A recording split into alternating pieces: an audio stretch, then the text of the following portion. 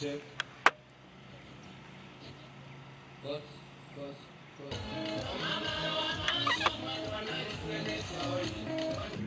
Fiu tuho.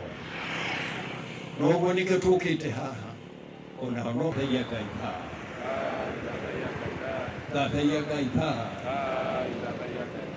Hapa kwa maombi huwa tunakuja kila mwaka. Tunasikitika na masikitiko yetu pia tumetumwa na askari ambao wanatulinda na jeshi. Katuuliza tuombee nchi hii kwa sababu sio kuzuri. Ndio manake tukiangalia nchi ambazo zimetuzunguka, tumezingirwa na nchi ambazo watu wanalia, watu wanaumia. Umeona mambo ya silaha ambazo zinaenda Sudan, Somalia iko hapa.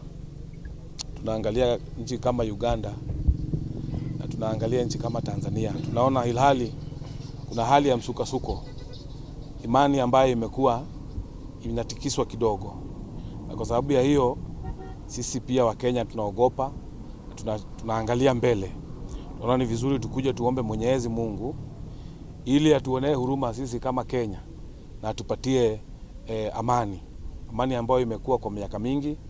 Sisi kama Kenya hatujawahi kwenda kwa vita ya kindani. Leo si kama siku nyingine, ilikuwa ni siku ya kuombea amani, na hasa amani ya wanajeshi wetu.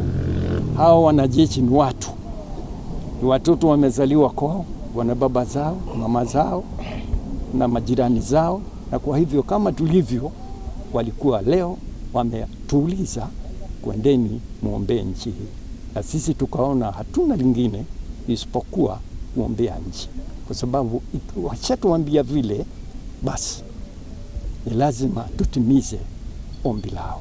Siku ya leo kwa sababu ya kuombea amani ya nchi ya Kenya, hasa kuombea vijana wetu. Nataka uhusiano mwema kati ya mababa na baba na mama na watoto, tuwe na uhusiano mwema ili tukaweze kuishi vyema. Kwa Kenya tushikane tukiwa kitu kimoja, kwa sababu wimbo taifa ni moja, bendera ni moja, rangi ni moja, kitambulisho ni moja na pesa ni moja.